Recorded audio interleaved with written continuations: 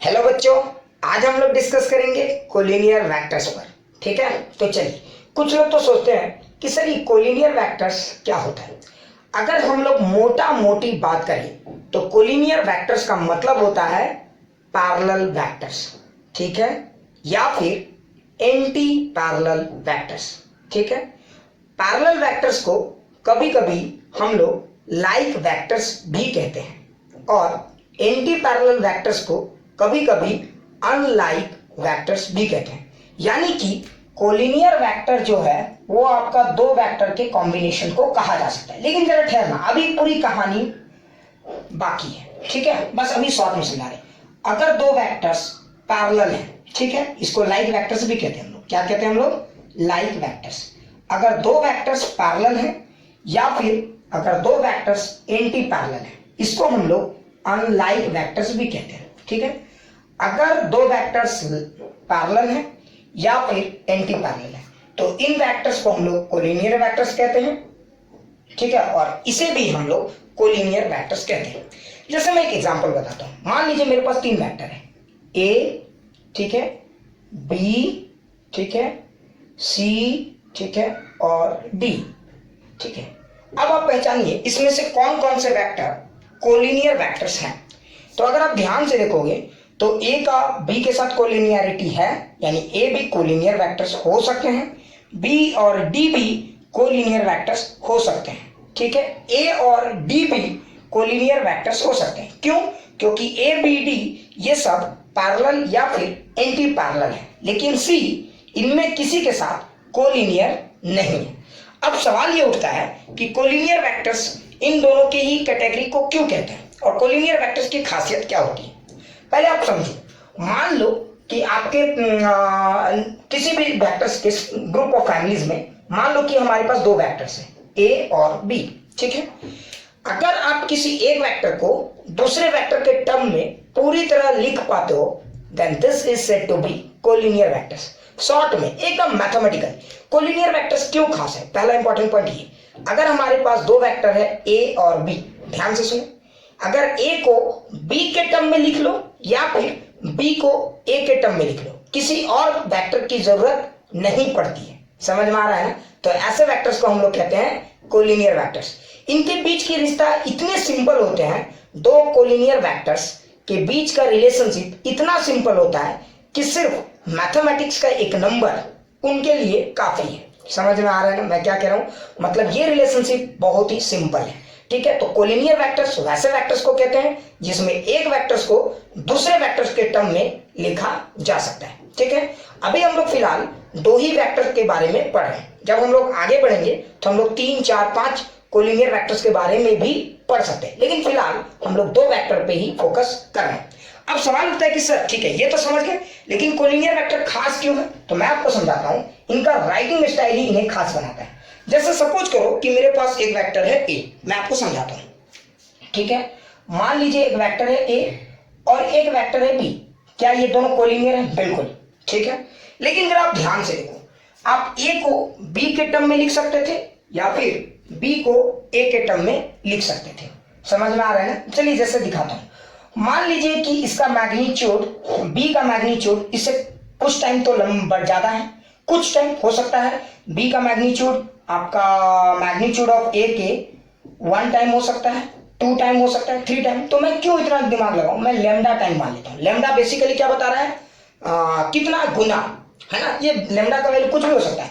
अगर लेमडा का value greater than 1 हुआ, इसका मतलब क्या हुआ कि बी का मैग्नीट्यूड ज्यादा है, और अगर लेमडा का वैल्यू लेस देन 1 हुआ तो इसका मतलब ये हुआ, ठीक है, कि बी का मैग्नीट्यूड कम है।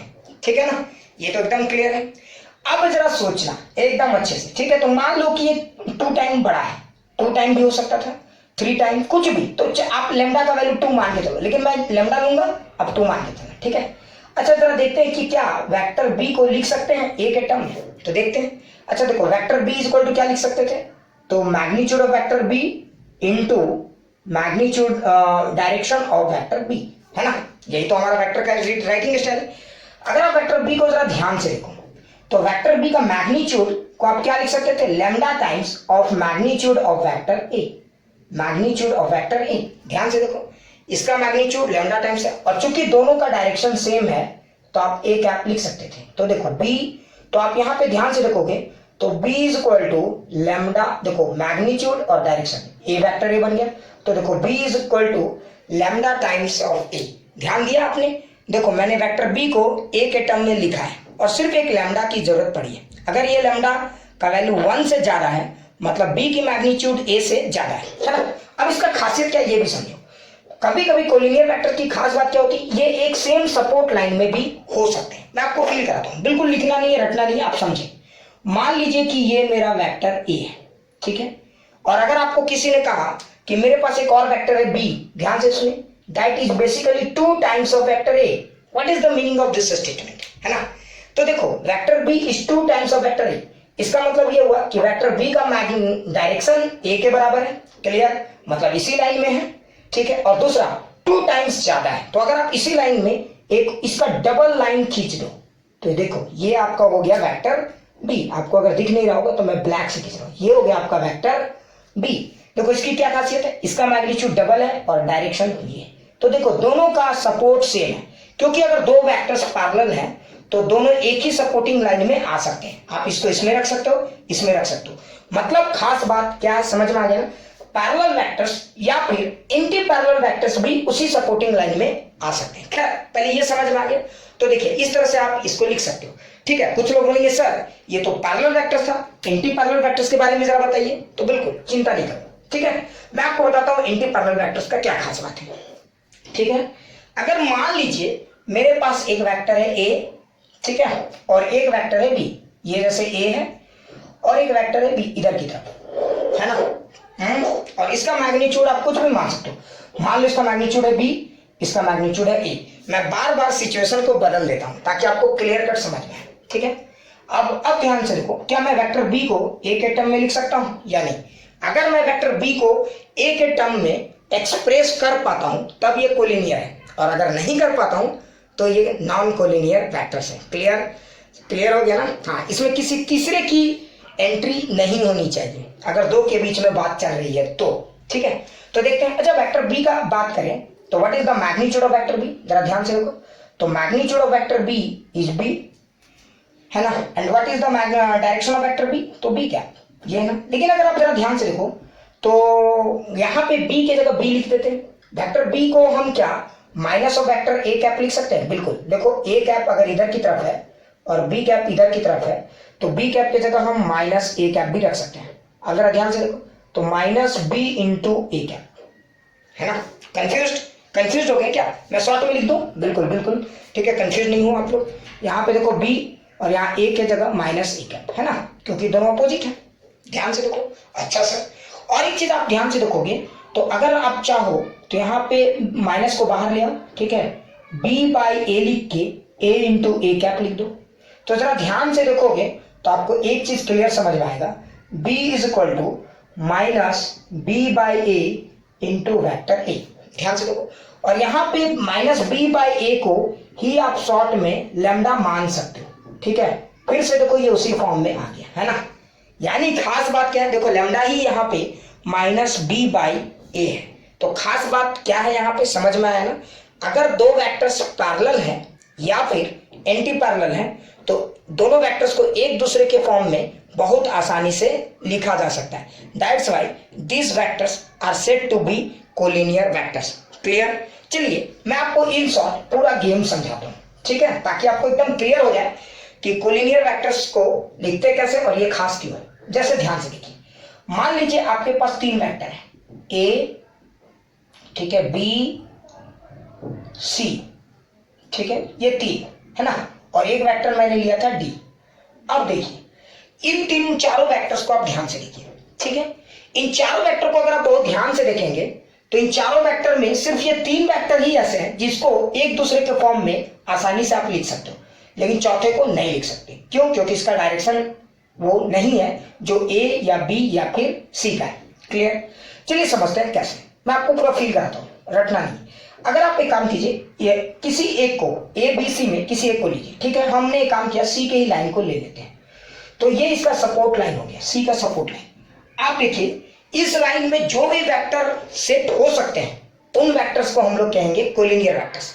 और जो वेक्टर्स इस लाइन में सेट नहीं होंगे वो सी के कोलिनियर नहीं है। फिर से सुनिए, अगर आपको किसी ने पूछा कि सी के कोलिनियर निकालिए तो आप क्या कीजिए, सी का एक सपोर्ट लाइन ड्रॉ कर दीजिए जिसमें वेक्टर सी लाई करता है, और देखिए कि कौन कौन से वेक्टर उस सपोर्ट लाइन में आ सकते हैं। जो वेक्टर उस सपोर्ट लाइन में आएंगे वो सी के कोलिनियर होंगे, ठीक है, और जो वेक्टर उस सी के सपोर्ट लाइन में नहीं आएंगे वो कोलिनियर नहीं होंगे, ठीक है।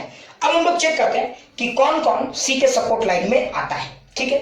तो आप जरा ध्यान से देखिए, ए, बिल्कुल ए आपका सी के सपोर्ट लाइन में आ जा रहा है, यानी ए इज कोलिनियर टू सी। क्या आपका बी सी के सपोर्ट लाइन में आता है? बिल्कुल, ध्यान से देखिए, बी भी आपका सी के सपोर्ट लाइन में आ जा रहा है, मतलब बी भी आपका कोलिनियर वेक्टर है। लेकिन क्या आप डी को सी के सपोर्ट लाइन में ला सकते हो? नहीं ला सकते, क्योंकि डी का वेक्टर तो ऐसे है, अगर आप लाओगे तो इसका डायरेक्शन चेंज हो जाएगा, है ना। मतलब आप कह सकते हो कि ए बी सी यहाँ पे कोलिनियर वेक्टर्स हैं। क्लियर? अच्छे से समझ में आ गया होगा क्या होगा। अगर कोई पूछेगा कि डी का कोलिनियर वेक्टर्स कोई है कि नहीं, तो एक काम करते हैं, डी का एक सपोर्ट लाइन ड्रॉ करते हैं, ठीक है। अब देखिए, क्या डी के सपोर्ट लाइन में कोई भी वेक्टर हमारा आ रहा है? नहीं आ रहा है, बड़ा बैड लक है। तो मतलब यहाँ पे डी का कोई भी कोलिनियर वेक्टर्स नहीं है। क्लियर? अच्छा, अब खास बात क्या, अगर A B C same support line में है तो आप ए बी सी को किसी को भी किसी के टर्म में आसानी से एक्सप्लेन कर सकते हो। जैसे मैं एक एग्जांपल बताता हूं, अगर मैं सी को लिखना चाहूंगा, ठीक है, या किसी को भी किसी के टर्म में लिख सकते हो, तो मैं अब इतना ये नहीं करता हूं, मैं अब एक जनरल फॉर्मूला बना देता हूं, ठीक है। तो मान लीजिए मैं ए बी सी के टर्म में एक जनरल लिख देता हूं। तो ध्यान से देखिए, A is equal to lambda times of B मैंने लिखा है, इज इक्वल टू, तो यही मैंने लिख दिया, ठीक है, समझिए। So this is the basic relationship of collinear vectors. लेकिन एक खास बात क्या है, अगर यहाँ पे आपका लेमडा का वैल्यू ग्रेटर देन 0 है, मतलब ए और बी का डायरेक्शन सेम है, मतलब ए, ठीक है, तो A is parallel to B. Clear? A और बी का डायरेक्शन सेम है। फिर से समझिए, अगर यहाँ लेमडा का वैल्यू ग्रेटर देन 0 है तो ए और बी दोनों सेम पैरेलल होंगे, ठीक है। तो vector A is parallel to vector B, है ना। और अगर लेमडा का वैल्यू लेस देन 0 है तो ए इज एंटी पैरेलल, ठीक है, A is anti parallel to vector B. Clear? ये एक जनरल है, इससे कंपेयर मत करना, ठीक है। ये ए बी हमने क्या किया, एक जनरल ले लिया, समझ में आया ना। जैसे अगर यहाँ पे ध्यान से देखोगे तो ए और बी का अगर बात करेंगे, इसको ए मान लेते हैं और इसको बी मान लेते हैं, ठीक है। अब सी को हटाते हैं, ए और बी इसको मानते हैं, तो देखो यहाँ लेमडा की वैल्यू पॉजिटिव रहेगी, और कितना टाइम, तो मैग्नीट्यूड बताएगा कितना टाइम, और पॉजिटिव बताएगा डायरेक्शन सेम यानी। लेकिन अगर इसको भी मानते हैं, मान लो इसको थोड़ा, इसको आप ए और इसको कंपेयर करते हैं, तो यहाँ लेमडा की वैल्यू निगेटिव होगी, ठीक है। तो एकदम क्लियर समझ में आ गया होगा, अच्छे से समझ में आ गया होगा। तो हमेशा कोलिनियर वेक्टर्स की खासियत क्या है, एक वेक्टर के टर्म में दूसरे वेक्टर को हम लोग लिख सकते हैं, ठीक है। अब जैसे मैं आपको एक एग्जांपल बताता हूँ, बिल्कुल चिंता नहीं करना है। जैसे मैंने बोला vector A is equal to thrice of vector B, ये कोलिनियर वेक्टर है ना। तो आप एक सपोर्ट लाइन ड्रॉ कर दीजिए, टिंग कर दिए, किसी एक को ड्रॉ कर लीजिए। चलिए मैं इन्हें एक को इस लाइन में ड्रॉ कर दिया। तो अगर ए ये है तो वेक्टर बी भी हमारा इसी लाइन में है ना। लेकिन खास बात क्या, ध्यान से सुनिए, ठीक है। या बी को ड्रॉ कर दीजिए, चलिए बी को ड्रॉ कर दिए, तो ये वेक्टर बी है। तो बताइए ए भी इसी सपोर्ट लाइन का पार्ट है। और देखिए ये प्लस, ये जो लैम्डा है +3 के फॉर्म में, मतलब ए का डायरेक्शन और बी का डायरेक्शन सेम है, और ए जो है वो 3 टाइम बी का ज्यादा है। मतलब अगर आप ए को यहाँ पे ड्रॉ करेंगे तो 3 गुना ज्यादा मैग्नीट्यूड का ड्रॉ कर देंगे ये ए।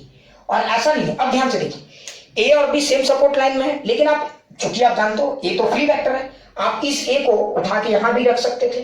तो देखिए अब आप ऐसे भी रख सकते थे। तो देखिए parallel vectors same support line का पार्ट हो सकता है, ठीक है, कंफ्यूज नहीं होना, ये पैरेलल है, ठीक है। तो देखिए ये सेम सपोर्ट लाइन का पार्ट हो सकता है। ऐसा नहीं है कि ये अगर शिफ्ट हो गया है तो आप ऐसा मत समझे कि ये उस सपोर्ट लाइन का पार्ट नहीं है। क्लियर? ठीक है। तो देखिए बी के सपोर्ट लाइन में ए आ सकता है, या फिर ए के सपोर्ट लाइन में बी भी जा सकता है। लॉजिक समझ गए होंगे, है ना। इसीलिए ये आपका कोलिनियर वेक्टर्स है, ठीक है। जैसे एक और एग्जांपल समझाते हैं, ठीक है, एकदम क्लियर हो जाएगा। जैसे मान लीजिए मैंने लिखा vector A is equal to -5 time of vector C, ठीक है। क्या ये कोलिनियर है? बिल्कुल। अगर आप फिर से एक सपोर्ट लाइन ले लेते हैं, चलिए ये सपोर्ट लाइन इस बार ऐसे समझाने के लिए, ठीक है। आपको करना क्या है, यहाँ पे एक वेक्टर सी को ड्रॉ कीजिए, ठीक है। चलिए एक वेक्टर सी को मैंने ड्रॉ कर दिया, तो ये एक वेक्टर सी, ध्यान से देखिए, ये वेक्टर सी है। तो बताइए वेक्टर ए क्या इस सपोर्ट लाइन में आ सकता है? बिल्कुल। तो देखिए वेक्टर ए को ड्रॉ कीजिए, तो वेक्टर ए -5 है, मतलब 5 टाइम इसका मैग्नीट्यूड 5 गुना ज्यादा है, लेकिन डायरेक्शन उल्टा है। बिल्कुल, तो 5 गुना ज्यादा, डायरेक्शन उल्टा, है ना। तो डायरेक्शन उल्टा कैसा होगा, समझ गए होगे। तो देखो 5 गुना ज्यादा, ठीक है, मोटा मोटी मालूम आप क्या यहाँ स्केल लेके चेक करोगे। ये हो गया आपका वेक्टर ए, देखो, है ना। लेकिन आप जरा ध्यान से देखो, अब आप इस वेक्टर ए को नीचे भी शिफ्ट कर सकते थे, ऐसा कंफ्यूज नहीं होना है। तो देखो वेक्टर ए इधर भी आ सकता है, तो देखो वेक्टर ए, तो अगर आप यहां से मिटा के इसको नीचे शिफ्ट कर दिए तो ये आपका वेक्टर ए हो गया। लेकिन ध्यान से देखो, तो वेक्टर सी के सपोर्ट लाइन में ए एडजस्ट हो सकता है, या फिर वेक्टर ए के सपोर्ट लाइन में वेक्टर सी एडजस्ट हो सकता है। तो जब एक के सपोर्ट लाइन में वेक्टर्स, दूसरे वेक्टर्स एडजस्ट होने लगे, तो हम कह सकते हैं कि इन दोनों वेक्टर्स के बीच में एक बहुत ही सिंपल रिलेशनशिप है, और इसी रिलेशनशिप को हम लोग कहते हैं कोलिनियर वेक्टर्स। तो मुझे लगता है मैंने समझा दिया है कोलिनियर वेक्टर्स क्या है। क्लियर? एक बार शॉर्ट में बोलता चलूं, कोलिनियर वेक्टर्स वैसे वेक्टर्स हैं जिनमें एक वेक्टर्स को दूसरे वेक्टर के टर्म में बहुत ही सिंपल तरीके से आप रिप्रेजेंट कर सकते हो। क्लियर? चलिए, गुड बाय।